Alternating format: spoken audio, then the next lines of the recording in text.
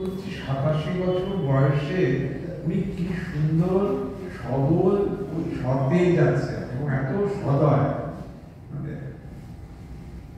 আপনি যেভাবে মিষ্টি করে বললেন তার যে আন্তরিক কৃতজ্ঞতা জানেন। কিন্তু মুশকিল হচ্ছে উনি এত বিনয়ের সঙ্গে আমরা কিছু শিখতে এসেছি বললেন, আমি তো কিছু মাত্র তৈরি হয়ে আসি, আমাকে প্রবাল এতটা টের পাওয়ায় বলেছে একটু গেলেই হবে, আমি তৈরিও তো হয়ে আসি।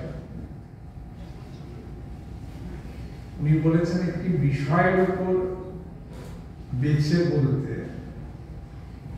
যদি বিষয় বলতেই হয় তাহলে আমি বরং যে বিষয়টা বেছে নেব তাকে বলতে পারি ভাষা ও রাষ্ট্রিকতা।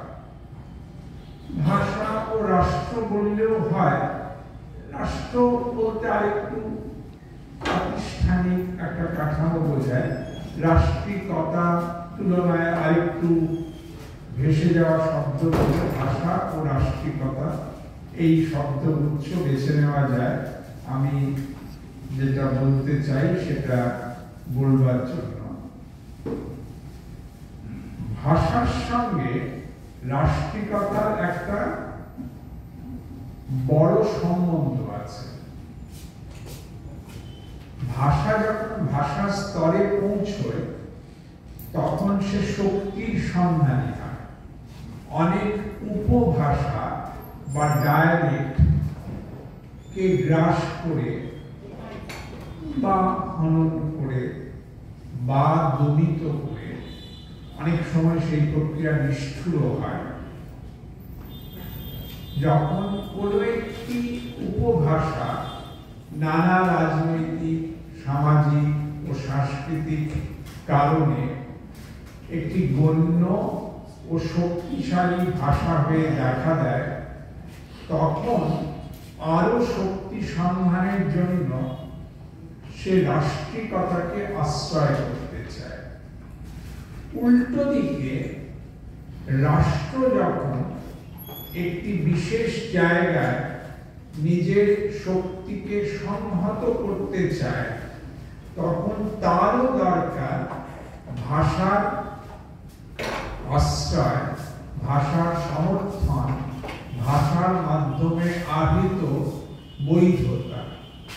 সেই জন্যই একটি স্তরে এসে ভাষার সঙ্গে রাষ্ট্রিকতার মিথজীবী সম্পর্ক তৈরি হয়, পরিপূরক সম্পর্ক তৈরি হয়, পরস্পরের প্রতি সমর্থক ভূমিকার প্রয়োজন দেখা দেয়। শেলডন পোলক বলে একজন খুব নামকরা পণ্ডিত আছেন, যিনি সংস্কৃত ভাষার উপর তার অসাধারণ বইটি লিখেছিলেন, Language of Gods in the World of Men, মানুষের পৃথিবীতে দেব ভাষা নিয়ে তার লেখা বই। তাতে তিনি একটি শব্দগুচ্ছ ব্যবহার করছেন, সংস্কৃত কসমোপলিস, সংস্কৃত মহাবিশ্ব। এই যে ভারতবর্ষ যাকে আমরা বলি দক্ষিণ এশিয়া অনেক সময় বলি এখন, সেই দক্ষিণ এশিয়ায় সংস্কৃত ভাষার আধারে নির্মিত হয়েছিল এক মহাভুবন, যাকে আমরা মোটামুটি ভাবে প্রাচীন কাল বলি। সেটা ছিল সংস্কৃত ভাষায় আশ্রয়ী দক্ষিণ এশীয় মহাভুবনত্বের সময়। মোটামুটি অষ্টম কি নবম শতক থেকে আঞ্চলিক ভাষার আধারে আঞ্চলিক রাজশক্তিগুলি নিজেদের আঞ্চলিক রাজকীয়তার চেহারা নিয়ে ধরা দিল, যখন উদীয়মান আঞ্চলিক ভাষা, উনি কাজ করেছেন কন্নড় ভাষা নিয়ে, কন্নড় কিংবা তেলুগু বা বাংলা, এই ভাষাগুলির আধারে আঞ্চলিক রাজশক্তিগুলি কিংবা পাল কিংবা রাষ্ট্রকূট কিংবা গুর্জর প্রতিহার, সেগুলি আস্তে আস্তে নিজেদের আঞ্চলিক চেহারা নিতে শুরু করল। আগে ছিল শশাগাড়া ধরনীর ধারণা, এবার আমরা পেলাম আঞ্চলিক ভাষা ও আঞ্চলিক রাজশক্তির পরস্পর সম উত্থানের কাহিনী। মোটামুটি ভাবে দশম শতকের পর ভারতীয় উপমহাদেশে এইটাই হলো রাজশক্তি ও ভাষাশক্তি উত্থানের মূলস্রোত আখ্যা। রাজশক্তিগুলি এক একটা আঞ্চলিক চেহারা নিচ্ছে, ভাষাগুলিও এক একটি আঞ্চলিক চেহারা নিচ্ছে। আঞ্চলিক ভাষায় পরিচালিত হচ্ছে আঞ্চলিক রাজসভার কাজ এবং আঞ্চলিক রাজসভার সমর্থনে অনুগ্রহ পুষ্ট হচ্ছেন আঞ্চলিক ভাষারথীরা। বিশেষভাবে পশ্চিমবঙ্গের ক্ষেত্রে, বাংলার ক্ষেত্রে, বিশেষভাবে বাংলার ক্ষেত্রে, বঙ্গভূমির ক্ষেত্রে ইসলাম আসার পর তুর্ক আফগান রাজশক্তির সমর্থনে রাজসভার সঙ্গে বাংলা ভাষার পারস্পরিক সম্পর্ক আরো দৃঢ়ীভূত হলো। শেল্ডন পোলক বলছেন যে এই যে ভারতবর্ষের ক্ষেত্রে বা দক্ষিণ এশিয়ার ক্ষেত্রে মহাকায় একটি ভাষা সংস্কৃত ভেঙে জন্ম নিচ্ছে বিভিন্ন আঞ্চলিক ভাষা এবং জন্ম নিচ্ছে আঞ্চলিক রাজসভাগুলি। এর সঙ্গে খুব মিল আছে ইউরোপে, যেখানে সংস্কৃত মহাবিশ্বের প্রতিতুলনায় ছিল ল্যাটিন কসমোপলিস এবং যেখানেও মোটামুটি ভাবে অষ্টম, নবম, দশম শতক থেকে ল্যাটিন ভাষার ধারার থেকে বেরিয়ে আসে একটি আঞ্চলিক ভাষা, ইংরেজি বা ফরাসি বা স্প্যানিশ বা জার্মান, এবং মোটামুটি ভাবে ভাষার আধারেই তৈরি হচ্ছে আঞ্চলিক জাতি রাষ্ট্রগুলি। অর্থাৎ মহাভাষার সঙ্গে মহাবিশ্বের যে সমর্থন যা ছিল প্রাচীন যুগের বৈশিষ্ট্য, সেটার থেকে বেরিয়ে এসে মধ্যযুগের সেতুসূত্র পার করে আধুনিকতার লগ্নে পৃথিবী যখন প্রবেশ করছে, তখন আঞ্চলিক রাষ্ট্র ও আঞ্চলিক ভাষা শক্তির সমর্থন হয়ে উঠছে ইতিহাসের একটি প্রধান আখ্যান কথা। বিশেষভাবে ভারতবর্ষের ক্ষেত্রে 19 শতকের শেষ ভাগ থেকে আমরা ভাষা ও রাষ্ট্রের মধ্যে এই রকম পরিপূরকতার সম্পর্ক আরেকভাবে দেখলাম। ইংরেজ যখন ভারতবর্ষে একটা পলিটি বা রাষ্ট্র গঠন করল, সে তখন এত সব বোঝেনি।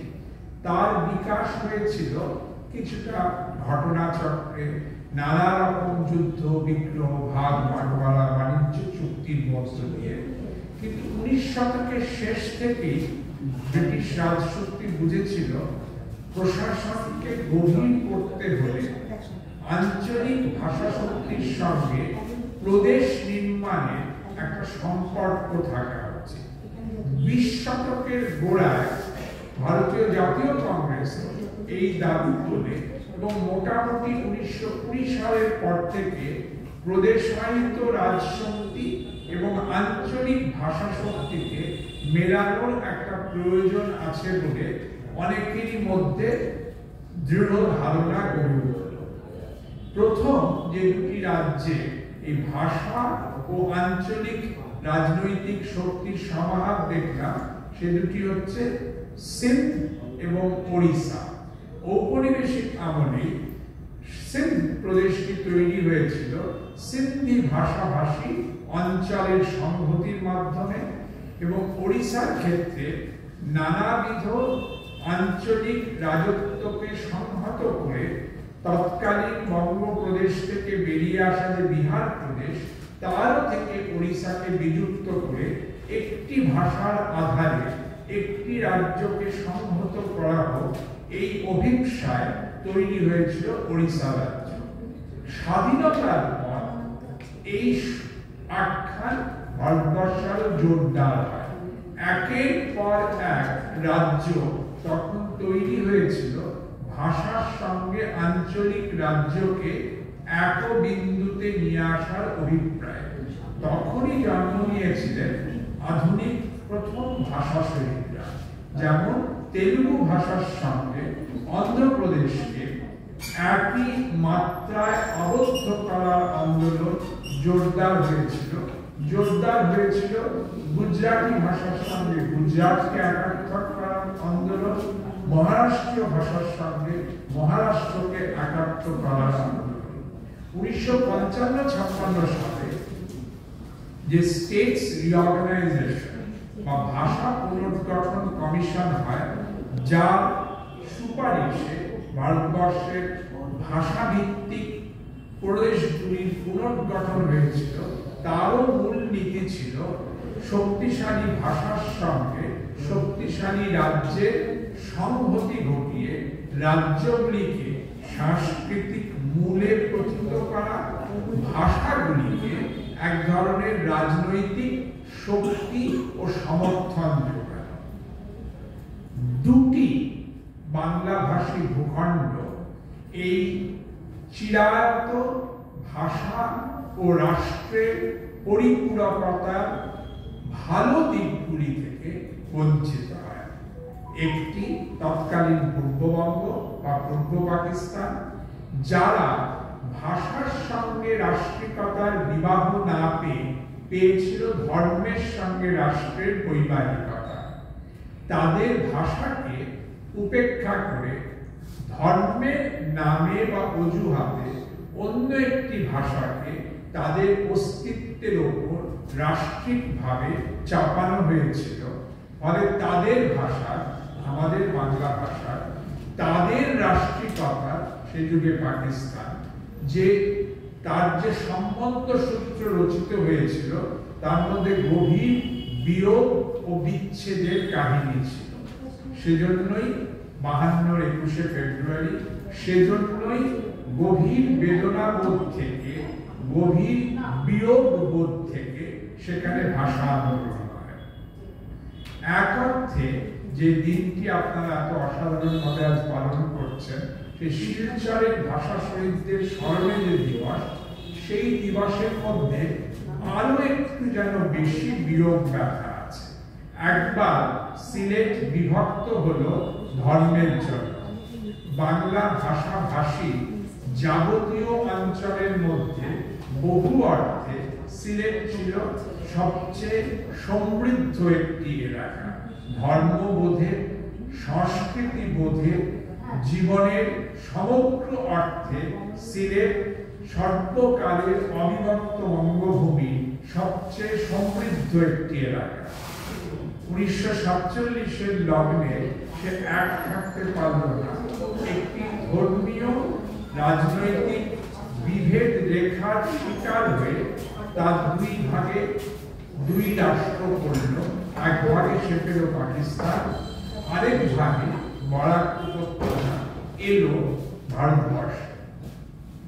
এই প্রথম বিয়োগ অর্থাৎ সিলেটের নিজস্ব বিভাজন কেটে গিয়ে সে পেল দ্বিতীয় বিয়োগ ব্যথা।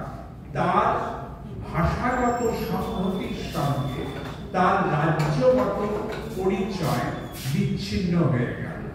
সে পেল আসাম, যে তার বাংলা ভাষাকে রাজনৈতিক সমর্থন যোগাতে, রাজনৈতিক স্বীকৃতি দিতে, আনুষ্ঠানিক স্বীকৃতি দিতে অস্বীকার করল।